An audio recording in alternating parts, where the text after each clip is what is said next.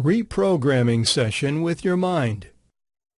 From the time we are born into this world, our brain is like an empty program. It gets filled up gradually by our parents, peer influences, and the people around us. When a child comes into this world, his mind is nothing but an empty bucket which gets filled up with sights, sounds, touch, and other tidbits of experiences. With each passing day, his life is met with people, places, and things that get collected in his bucket. The bucket gets filled up. Further into his growing years, he makes friends, peers, and acquaintances, all of whom act as external influencers to shape his understanding and choices. He will choose his role models, people who he loves or hates based on certain things that he likes or dislikes. The programming of his mind begins, and the bucket fills up little by little. And this is an endless process. Now, with each experience, he chooses to think in a particular way, which influences the person he is to become ahead in life. In other words, as the conditioning of his mind takes place, it starts to get programmed. What is this conditioning? Conditioning, in a way, means you are allowing your brain to get certain facts and beliefs. Based on those facts and beliefs, the brain will deliver actions or reactions. So it is similar to formula-driven mechanics. In this conditioned pattern, one has more or less fixed parameters of what is right and wrong, good and bad, or true and false. The conditioning of the mind leads to a conscious decision-making adult. A child often grows up hearing sentences like, "Use your brain," "Think before you speak," and "What's in your head?" These are nothing but calling the programming on duty. Our social circles, knowingly or unknowingly, influence us to choose. Phrases like these give you an underlying sense that there are certain things that society wants you to think as being right or wrong. Though it is not to suggest being rebellious and doing exactly opposite of what the world expects us to do, but it is also important to use your individuality and judgment that is bereft of any prior programming, especially negative programming.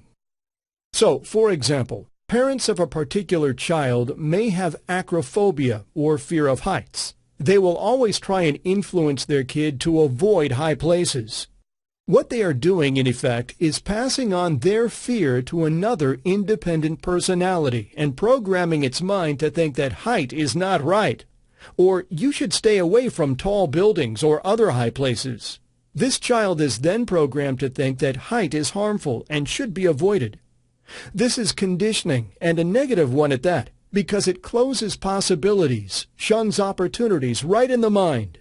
This child will never perhaps realize the thrill of skydiving, unless, of course, he learns to reprogram the mind.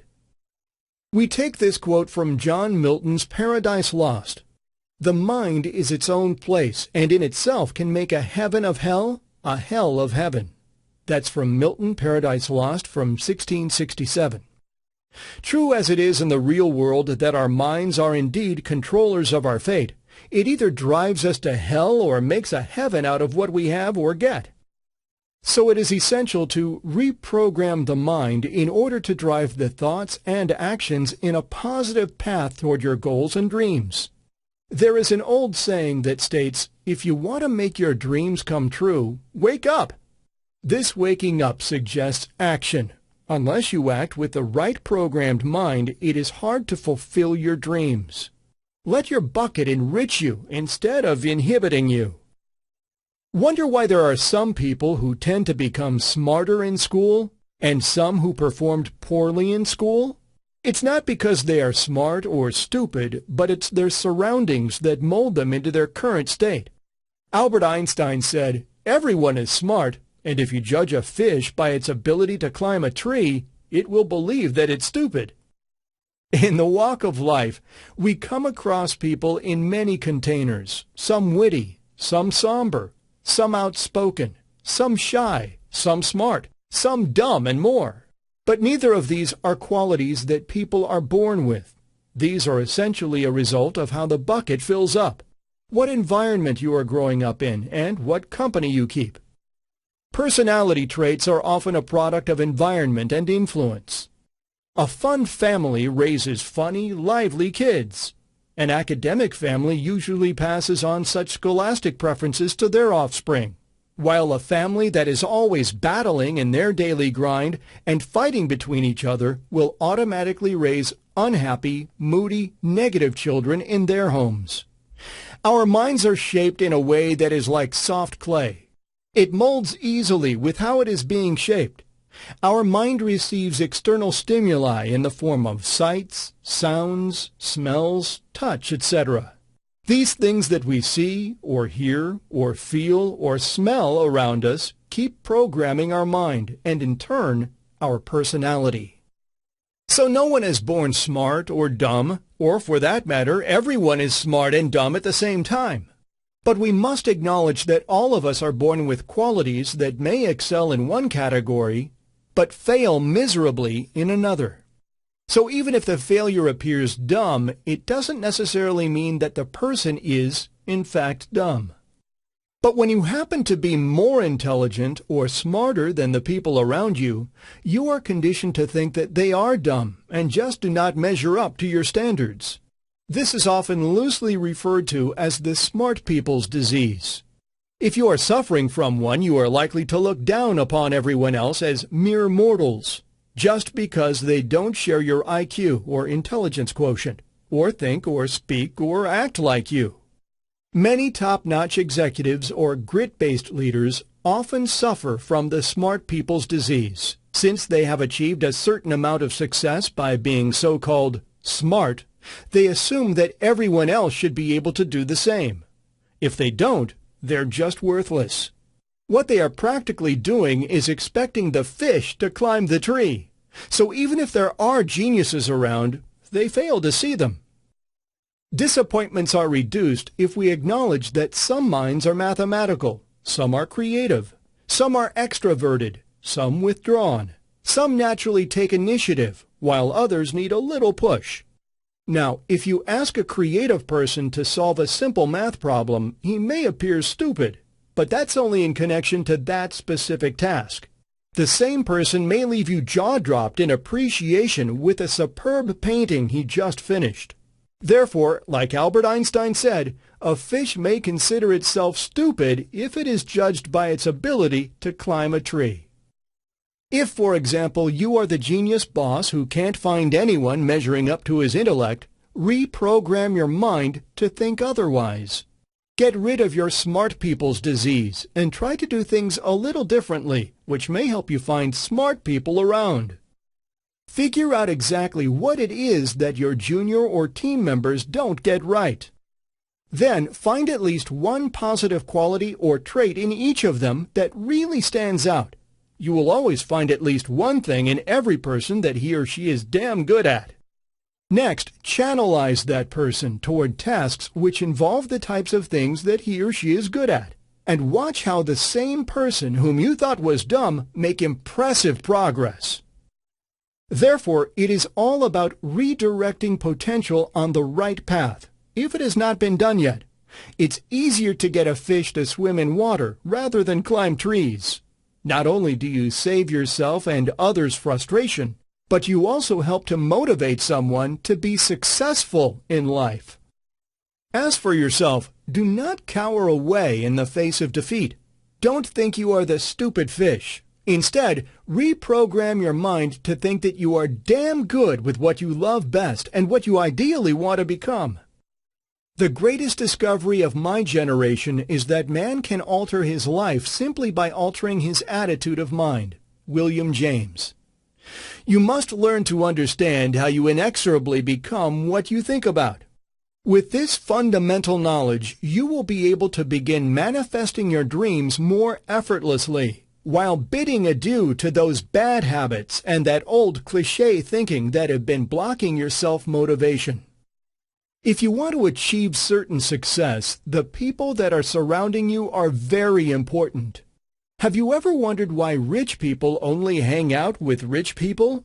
It's not because they are arrogant about their wealth. It's just because their programs are dialed in on the same frequency, which is why they are able to click well. My idea of good company is the company of clever, well-informed people who have a great deal of conversation. That is what I call good company." "You are mistaken," said he gently. "That is not good company. That is the best." From Jane Austen's Persuasion, 1817. This quote from Austen's last completed novel sums up the essence of good company. A lot of what we become has its roots in the company we keep. A meaningful and productive association of friends, relatives, and peers moves us closer to success. Friends are like an extended family. We laugh with them, we cry with them, we fight with them, rejoice with them, share with them, and rely on them for a major part of our life. When we are in trouble, we feel hopeless and lost. It is a friend who can lift us up from that sorry state. Therefore, it is important to choose a friend. A friend is not just company, but a companion who positively influences our lives. Friends are expected to make us better people, so choose this company well. Your wisdom in choosing the right group of friends will affect a lot of what you become in later years. They not only support our emotional side, but also influence our academic and professional choices. Author Judith Rich Harris had once conducted a study on what influences us more, parents or peers and friends. Interestingly, it was found that relationships with peers and friends have a much higher influence on our character and personality than our parents or close seniors at home. Whenever we're in trouble, we are more likely to go to a peer group than share with our mom and dad, no matter how friendly and liberal they are.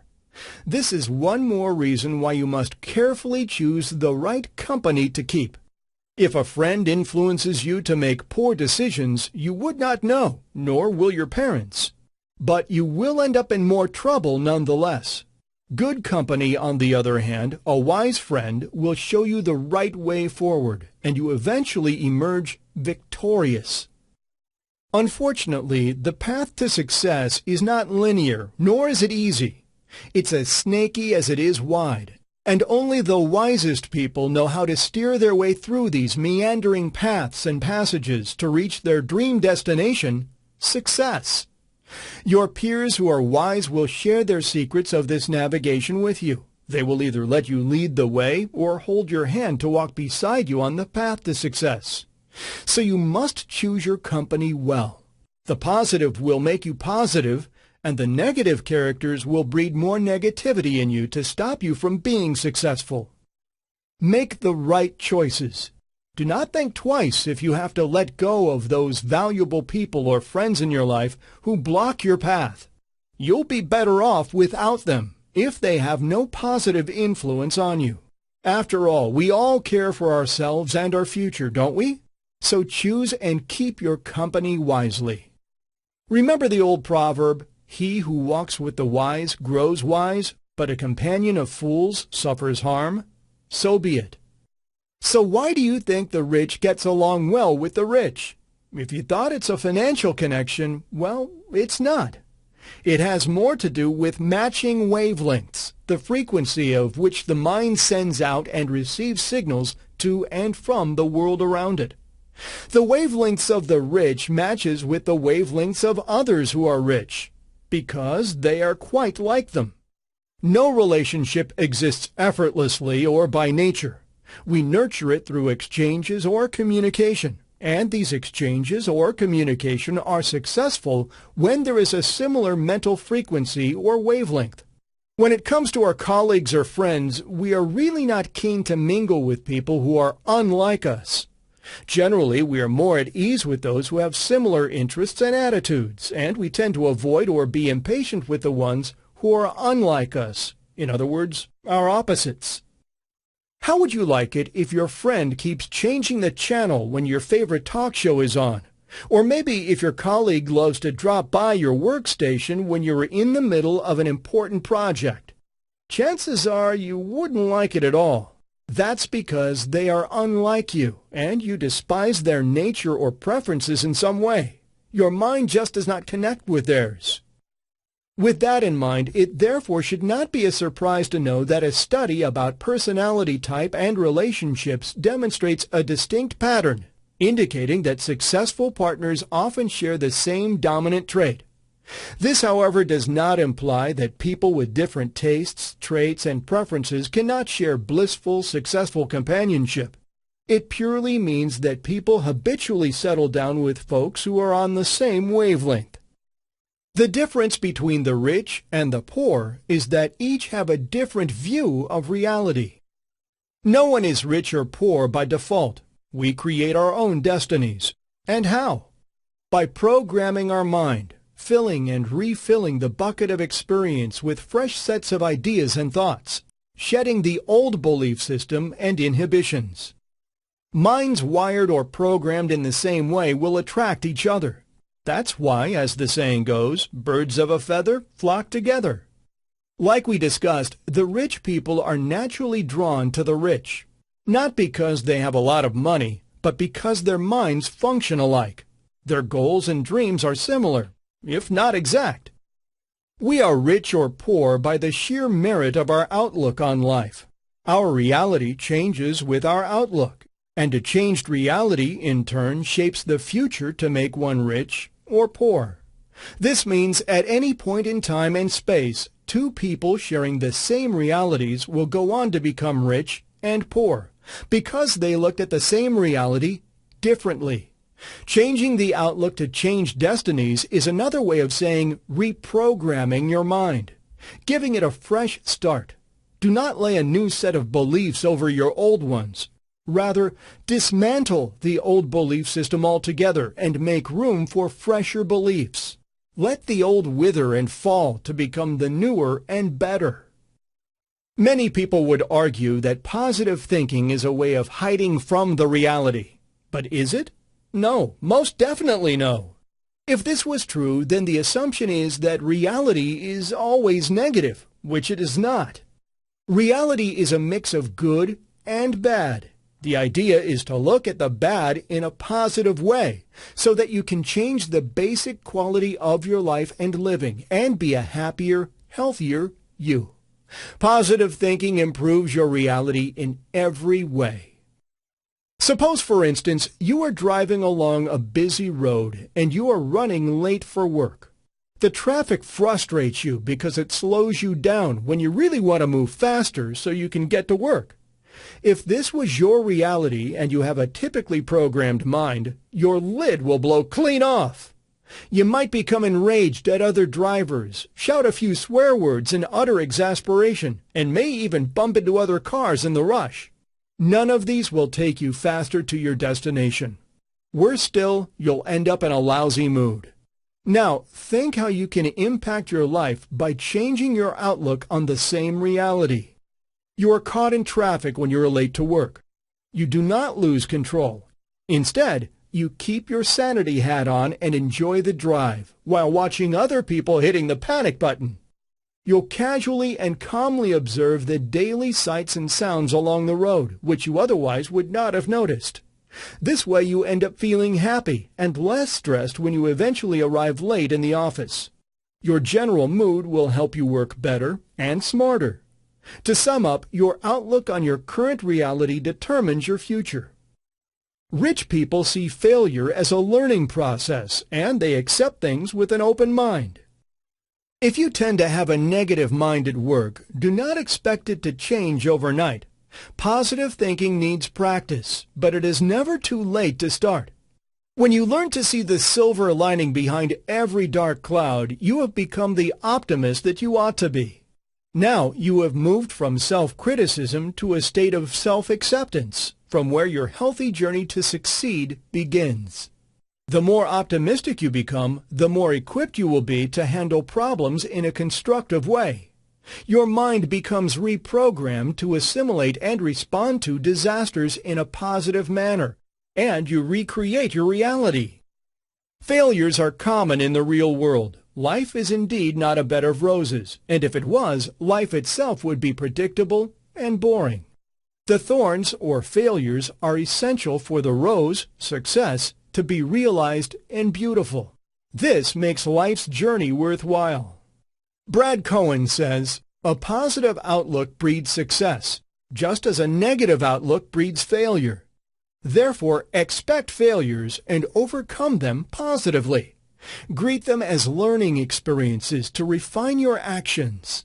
Having an open mind toward failures and life's disappointments is the best way to deal with them quickly and constructively. Rich people practically do that. They don't succumb to failure. Instead, they take the bull by the horns and rapidly get over their failures.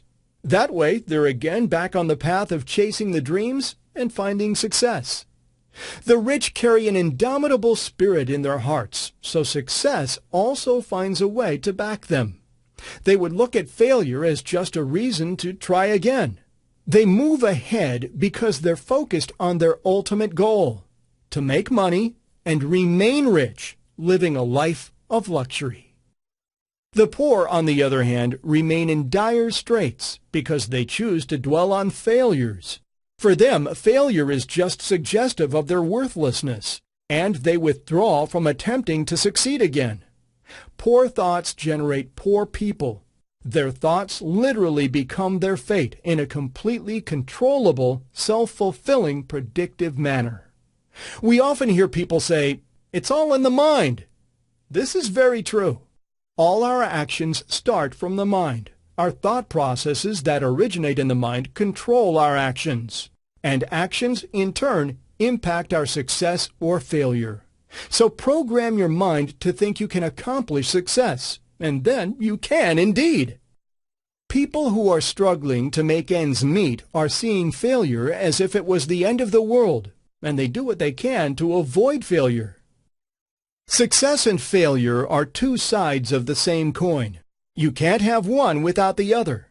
The difference lies in how you look at each. The rich and successful people will not hang on to failures. They learn from them and strive to succeed. The poor and hopeless do the opposite. This basic difference in outlook defines their individual realities.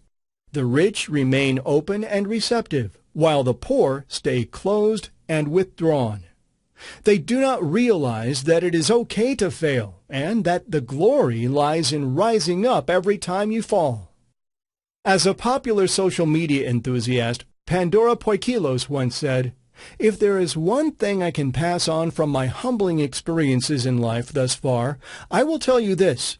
The next time someone tells you the absence of expectations is the absence of disappointment, do not listen. Have expectations. Keep them great. It'll be a very bumpy ride. You'll even get bruised, sometimes very badly. Sometimes you'll come to an abrupt halt or even fall off your ride. But you'll grow, and if you do not grow, you do not live." Yes, expectations and disappointments coexist. So does success and failure. In order to be the best version of yourself, you must meet failure and refine your experiential personality. It is normal to have setbacks, failures, and complete flops. Without failure, we will never realize the formula for success. However, the most important thing with these downfalls is to keep a positive attitude. That will help us keep our mind's eye alive and focused and puts our problem-solving capabilities to action. A cancer patient had once said that it made him feel better when he stopped thinking that he was about to die any day. What was the point in wasting whatever time he had to live just dwelling upon what he will lose, he thought. It made better sense to him to think of the things which he had already had, which made his living worthwhile so far. The friends he'd made, the job that paid, a family who loved him unconditionally.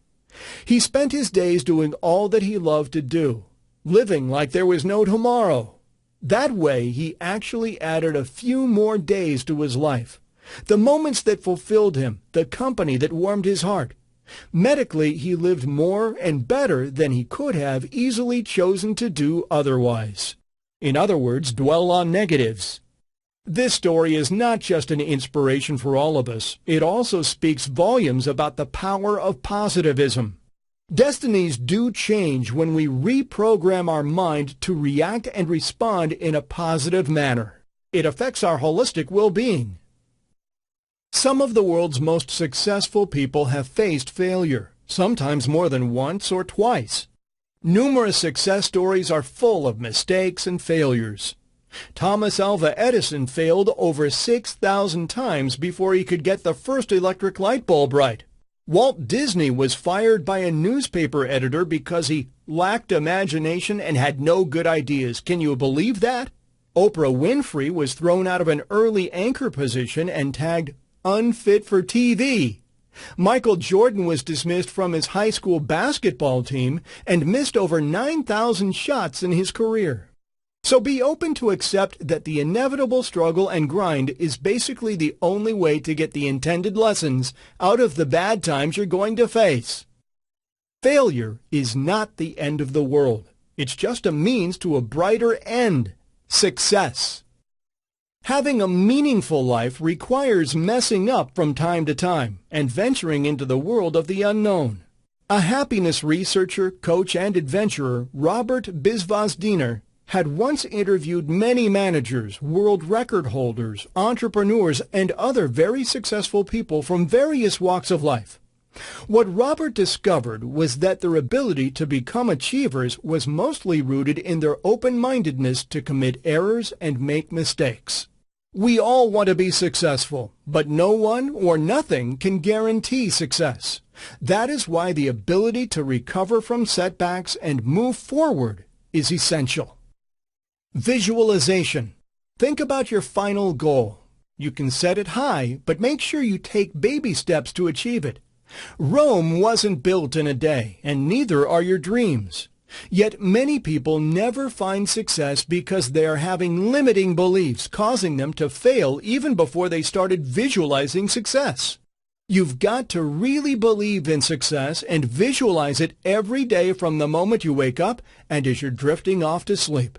Keep thinking about it. Get a vision board and pin up anything as long as it excites you. Look at it every single day when you wake up and when you go to sleep. You can even print out the affirmations and pin them to remind yourself of your beliefs and visualizations. This is one positively tangible method of maintaining focus on the success path. Visualize your goals and achievements. There is an immense power in visualization. The super wealthy, the cream of the crop athletes, business forerunners, and other top performers in our world all practice the power of visualization. Every day, like a daily ritual, they see in their mind that they have achieved their dreams. This actually accelerates the rate at which they move toward their goals. How do you visualize? What does it really mean? Visualization is simply a process of running your dream in your mind as vividly and detailed as possible, and in such a way that it's as if you have already reached your goal, touched your dreams. Some call it the mental rehearsal, but whatever you choose to call it, the process is important. It is essential mainly because A. It charges up the creative cells in our subconscious. The activation then begins to generate creative ideas for realizing our dreams. B. It programs our mind to efficiently identify and choose the external sources that we will require to accomplish our goals. C. It puts the law of attraction into action, whereby you attract positive outcomes out of your positive visualization. Through visualization, you will automatically see resources flowing toward you, resources that will help you achieve your goals. Favorable people, plans, and situations, all of these will be drawn to you as you attract them more with the power of visualization. D. It assembles your inner motivation and pushes you forward to take the relevant steps for fulfilling your dreams. Even if you have set an especially high goal for yourself, take baby steps to move toward it. Visualize your dreams, feel them, manifest them in tangible forms, be it in the form of a picture or an object.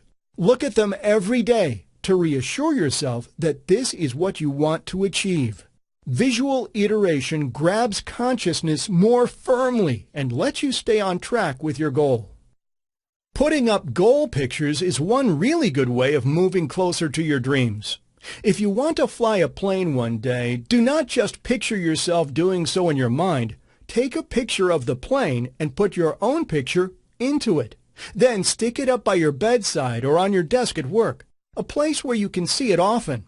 Refill the bucket or reprogram your mind with this image of you flying a plane, even if you have failed the first flying test. If you dream of trekking the Alps one day, create this goal picture for yourself. Put your own snapshot on a picture of the Alps and look at it every day as if you have already climbed it. Rome was not built in a day, and neither will your dream. You need to work hard toward achieving it by reprogramming your mind after every failure. Most often, people give up when they can't succeed immediately. This limits your belief and makes you forget you can. Don't give up and give in to such limited thoughts. Always believe in yourself and in your dreams. Never stop visualizing you have achieved your goal. The first step toward achievement is to discard all self-limiting thoughts from your mind's bucket. Along with goal pictures, you should also practice mental affirmations. These affirmations work wonders when we use them each day, like meditating. Say in your mind that you have achieved your goal or realized your dream. Repeating this many times throughout the day powers up the visualization. It helps you stay focused on your goal, makes you stronger and determined from within, and programs your subconscious mind to do whatever it takes to make your dreams come true. You may also write down your goal on a piece of paper every day.